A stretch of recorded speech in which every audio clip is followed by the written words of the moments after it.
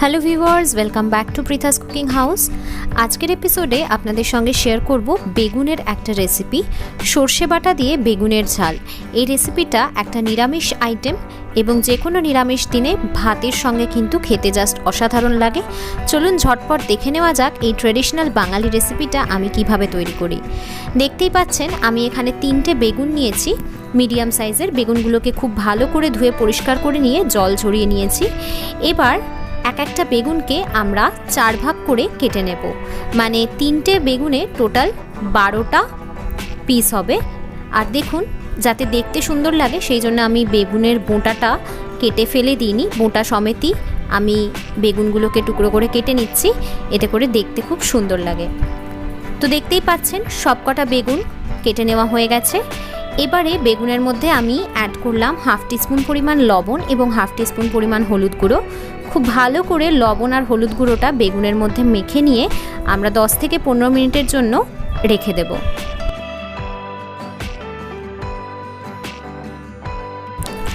এবারে একটা বোল নিয়ে নিলাম, এর মধ্যে অ্যাড করব 2 টিস্পুন পরিমাণ কালো সর্ষে, তারপরে অ্যাড করব 1 টিস্পুন পরিমাণ সাদা সর্ষে বা হলুদ সর্ষে। আপনারা চাইলে পুরোটাই শুধু কালো সর্ষে বা শুধু হলুদ সর্ষে দিয়েও করতে পারেন। তারপরে অ্যাড করছি 1 টিস্পুন পরিমাণ পোস্তদানা এবং 1 টিস্পুন পরিমাণ চারমগজ। চারমগজটা অপশনাল, আপনারা চাইলে স্কিপও করতে পারেন, তবে চারমগজটা দিলে গ্রেভির টেক্সচারটা খুব সুন্দর হয়।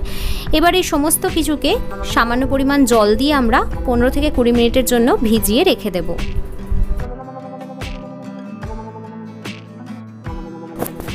20 মিনিট পর ফিরে এলাম। দেখুন সর্ষে, পোস্ত, চারমগজ খুব ভালোভাবে জলে ভিজে গেছে, বেশ খানিকটা ফুলে উঠেছে।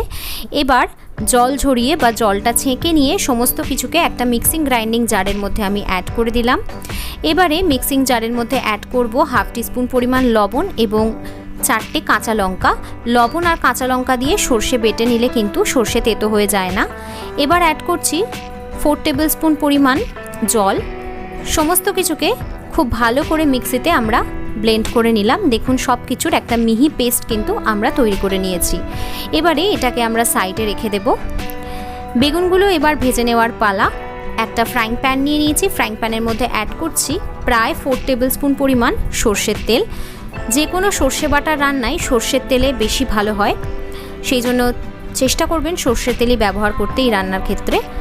তেলটা যখন ভালোভাবে গরম হয়ে যাবে তখন এক এক করে আগে থেকে লবণ এবং হলুদ মাখিয়ে রাখা বেগুনগুলো আমরা কড়াইয়ের মধ্যে অ্যাড করে দেব এবং খুব ভালো করে উল্টে পাল্টে বেগুনের চারিপাশটাই আমাদের ভেজে নিতে হবে।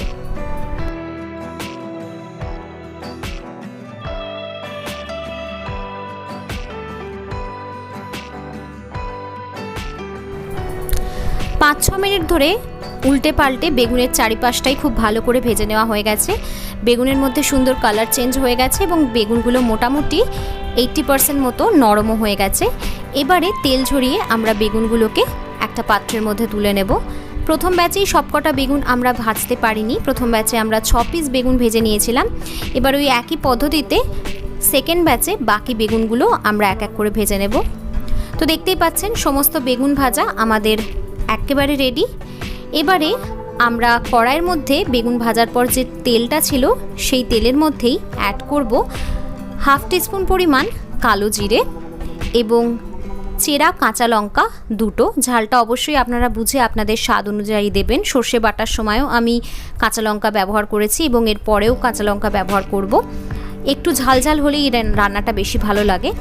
তো কালো জিরে আর কাঁচা লঙ্কা 10 থেকে 15 সেকেন্ড ধরে একটু ভাজা ভাজা হয়ে গেলে যখন সুন্দর একটা গন্ধ বেরোবে তখন তেলের মধ্যে আমরা অ্যাড করছি Kashmiri red chilli powder 1 tablespoon পরিমাণ, যাতে সুন্দর একটা কালার আসে তার জন্য। 1/4 টিস্পুন পরিমাণ নর্মাল লঙ্কার গুঁড়ো, তারপরে অ্যাড করছি 1/4 টিস্পুন পরিমাণ হলুদ গুঁড়ো।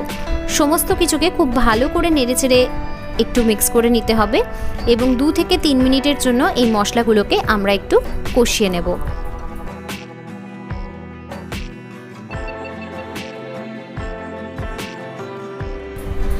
3 মিনিট ধরে মশলাটা কষিয়ে নিয়েছি। এবারে আমরা আগে থেকে মিক্সিতে যে সর্ষে বাটার পেস্টটা করে রেখেছিলাম সেটা আমরা কড়াইয়ের মধ্যে অ্যাড করে দেব। এই সময় গ্যাসের ফ্লেমটা অতি অবশ্যই লোতে রাখবেন, নাহলে কিন্তু মশলা পুড়ে যেতে পারে এবং সর্ষে বাটাও তেতো হয়ে যেতে পারে। সমস্ত সর্ষে বাটাটা আমরা অ্যাড করে দিয়ে খুব ভালো করে নেড়েচেড়ে আমরা মশলার সঙ্গে মিক্স করে নেব এবং 2 থেকে 3 মিনিটের জন্য খুব ভালো করে মশলাটাকে আমরা কষিয়ে নেব।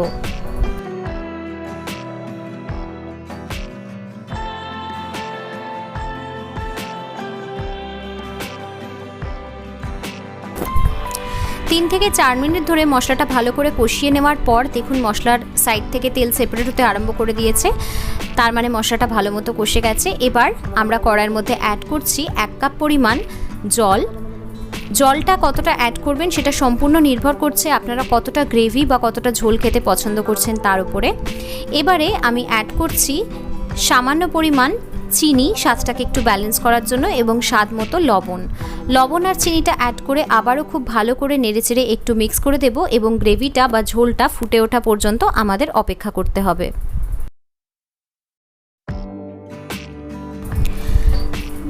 2 থেকে 3 মিনিট পর দেখুন গ্রেভিটা খুব সুন্দরভাবে ফুটে উঠেছে।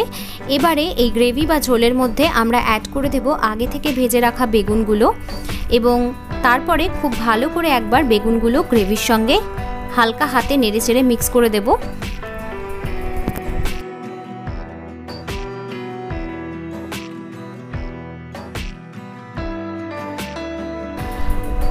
এবারে আমি অ্যাড করছি আরও 2টো চেরা কাঁচা লঙ্কা। এই অবস্থায় কাঁচা লঙ্কা অ্যাড করলে খুব সুন্দর একটা কাঁচা লঙ্কার ফ্লেভার গ্রেভিতে আসে। তো কাঁচা লঙ্কাটা অ্যাড করে হালকা হাতে একটু নেড়েচেড়ে দিয়ে আমরা একটা ঢাকনা চাপা দিয়ে দিয়েছিলাম এবং 3 থেকে 4 মিনিটের জন্য গ্রেভিটাকে খুব ভালো করে ফুটিয়ে নিয়েছি। 3-4 মিনিট পর ঢাকনাটা খুলে নিয়ে দেখতে পাচ্ছি আমাদের বেগুনের সর্ষে ঝাল একেবারে রেডি। খুব সুন্দর একটা গ্রেভির টেক্সচার এসছে। এবার গ্যাসটাকে অফ করে দিয়ে 2 থেকে 3 মিনিটের একটা স্ট্যান্ডিং টাইম দিয়ে দেব। 2 মিনিট স্ট্যান্ডিং টাইম দেওয়ার পর আবারও ঢাকনাটা সরিয়ে নিয়ে দেখতে পাচ্ছি আমাদের বেগুন দিয়ে সর্ষে ঝাল বা বেগুনের সর্ষে ঝাল কিন্তু একেবারে রেডি টু বি সার্ভড। গরম ভাতে এটা খেতে জাস্ট অসাধারণ লাগে। যে কোনো নিরামিষ দিনে বা বাড়িতে পুজো আর্চার দিনে আপনারা অবশ্যই এই রেসিপিটা ট্রাই করতে পারেন। রেসিপিটা ট্রাই করলে আমাকে কমেন্ট করে জানাতে ভুলবেন না কেমন লাগলো। আর ভিডিওটা ভালো লাগলে অতি অবশ্যই ভিডিওটাতে একটা লাইক করে দেবেন এবং ভিডিওটা সকলের সাথে শেয়ার করে দেবেন। আর আমার চ্যানেলে যদি আজকে প্রথমবার এসে থাকেন তাহলে চ্যানেলটাকে অতি অবশ্যই সাবস্ক্রাইব করে দিয়ে পাশে থাকা বেল নোটিফিকেশন আইকনটা অন করে দেবেন। তাহলে আমি চ্যানেলে যখনই নতুন কোনো রেসিপি আপলোড করব নোটিফিকেশন আপনার কাছেই সববার আগে পৌঁছবে। আর এই ভিডিওটা যদি আমার ফেসবুক পেজ থেকে দেখে থাকেন তাহলে ফেসবুক পেজটাকে ফলো করে দিতে ভুলবেন না। খুব শিগগির হাজির হব পরবর্তী এপিসোডে নতুন কোনো একটা রেসিপি নিয়ে। টিল দেন আপনারা সবাই ভালো থাকবেন, সুস্থ থাকবেন এবং সকলকে ভালো রাখবেন। Bye bye.